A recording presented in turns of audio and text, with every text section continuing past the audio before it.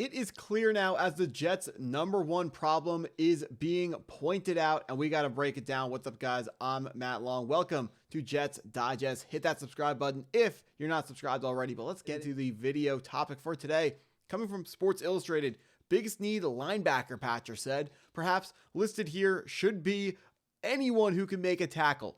The Jets defense has been wholly disappointed, getting ran over and picked apart, and Quinnen Williams' shoulder injury only exacerbates the situation. So, they're telling us we need linebackers or pretty much anyone who could tackle. Well, one thing they definitely got right was the fact that Quinnen Williams' shoulder injury is a big problem, seeing how Quinnen Williams is an ex-first team All-Pro, someone who is one of our best defensive players and a linebacker who brings the boom every single time. But I would argue that this Jets defense doesn't need, a linebacker. They need anyone who can remain healthy, because we're looking at, Quinnen Williams on IR, Marcelino McCrary-Ball, a starting linebacker, also on IR. So many injuries when it comes to this defensive group. We also need, defensive tackle help.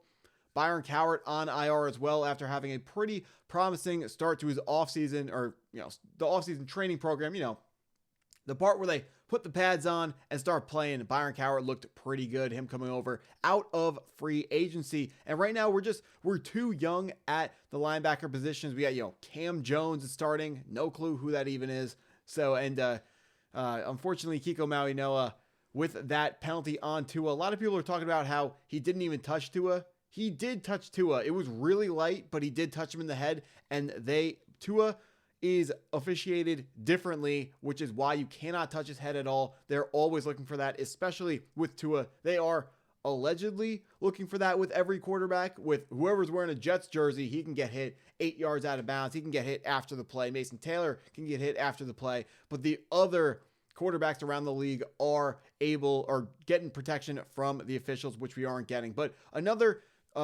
defensive player who is a really good tackler that people are forgetting, Jermaine Johnson, didn't play against the Miami Dolphins. I know it looked really bad because Devon Achane, who is a really small dude at 186 pounds, was able to break a bunch of tackles, and tackling has been a problem over the last 2 seasons. Who knows what the fix is there? Maybe you got to be more physical at, training camp and practice, ramping up to these games.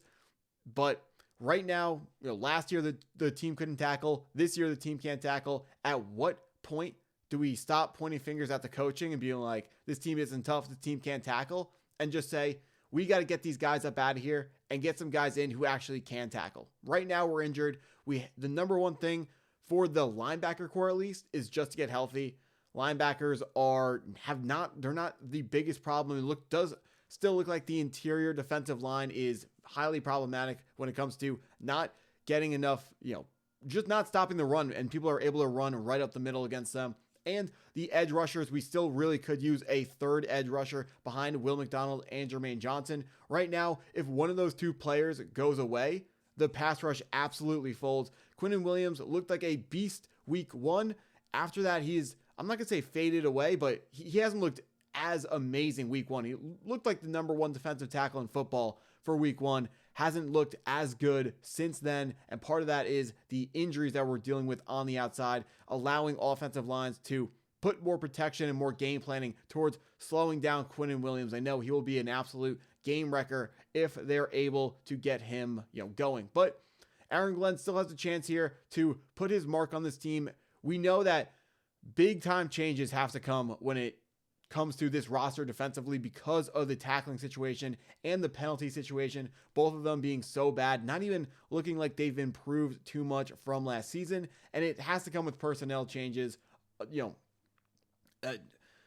Last year we had a different coach. This year we have a new head coach. Last year we had a lot of the same players who were missing tackles this year. So what is the thing that has stayed the same? It's the players. That's what has to be changed, unfortunately. And I'm not saying get rid of, Quinnen Williams or Quinnen Williams or anyone really, really top tier like that. I'm saying the guys around it, you got to find guys that are willing to tackle. And unfortunately, sometime you might have to subtract from a different area. You might be looking for, linebackers that are really, really fast, or edges that can rush the passer really, really well. But right now, this team needs tackling, and tackling needs to be put as a higher priority when they are looking for players to join this defense, because we just can't win when we're giving up, 4 or 5 yards per carry, and guys are just able to run right through our defense. It feels really, really bad to see. Aaron Glenn has preached how this will be a tough football team.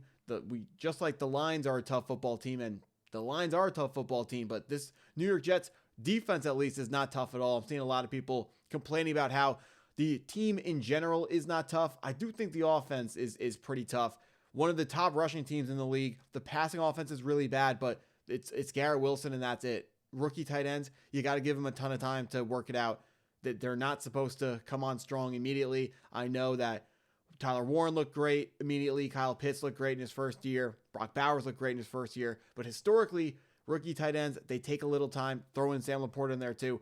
Rookie tight ends, they usually take a little bit of time to develop. So don't rush Mason Taylor. I have no doubt he's going to be a great receiving threat for us. But another option to fix this linebacker tackling dilemma that I know people don't want to talk about in October, but there is a top linebacker coming out of the NFL draft in Anthony Hill Jr. out of the University of Texas. He's someone that I saw mocked to the New York Jets a lot before the season started.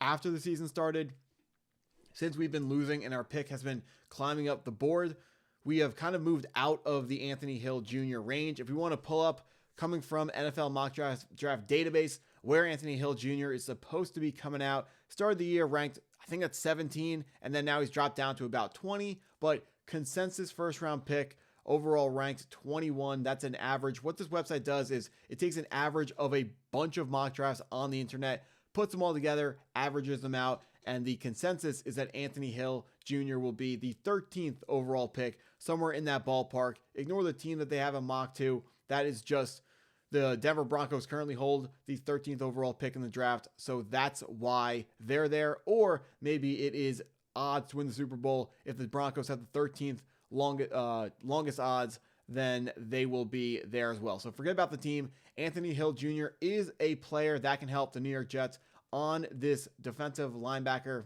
problem. But we got talent. They just got to be healthy. This team is not in a position to be buying players at 0-4. You should be looking to sell. The Jets don't really have a whole lot to sell other than Breece Hall. And I know a lot of people don't like hearing about the Breece Hall trade rumors, but at 0-4, the answer to Breece Hall was always going to be, look at where the team is at the trade deadline. They're competitive. Hang on to them. They're not competitive. Trade them. Right now, this team is not competitive, and he should be traded. A couple of days ago, Chris was talking about trading Breece Hall to the Arizona Cardinals. They just lost James Conner and now Trey Benson. That makes a ton of sense. I think it would make a lot of sense for the Kansas City Chiefs to send a third-round pick to the New York Jets to pick up Breece Hall. They get a fantastic running back. We get a third-round pick to help build our team around. Day 2 picks are so underrated. If you don't pay close attention to what's going on in the NFL draft, third-round picks are so underrated. Everyone goes like, oh, but Breece is so good. A third-round pick isn't anything. Yeah, you say a third-round pick isn't anything until you get guys out of the third round who look amazing. If your team is good enough at scouting, the third round is an absolute gold mine. There's still a ton of talent around, hoping our third round pick from last year, Azariah Thomas, is able to step up and show us what he can do, because we do certainly need more help in the secondary currently. And, Malachi Moore, great pick out of Alabama. But got to stop talking about the past. Finishing off what we were talking about here, I'm not worried about the linebacker position. I know people are calling it our biggest need, but our biggest need is to be healthy. Everyone is in the NFL is dealing with injuries right now. The NFL is a very physical game. Guys are going to be hurt all the time. Just make sure you get them healthy, and we're going to see what we can do. Hopefully the tackling improves, but if not, Aaron Glenn is doing everything that he can to make a difference with the tackling at practice. He's going to hold guys accountable, and if you are not making tackles, you are not going to play for this team. He's saying that. I'm really waiting for that to take effect. With injuries, it's harder to bench guys and take away snaps, because you got to play them, because there are a lot of snaps to go around, and there are a lot of players who are injured who can't take them. But I'm waiting to see a player make a big mistake and Aaron Glenn just take him out of the game for the rest of the game. That's what I'm waiting for. That's the type of accountability that I'm used to seeing, that I was expecting to see out of Aaron Glenn. We haven't seen it yet. Hopefully that's coming soon. But that's what I got for this video. If you stuck around this long, thank you for watching. Hit that like button and go Jets.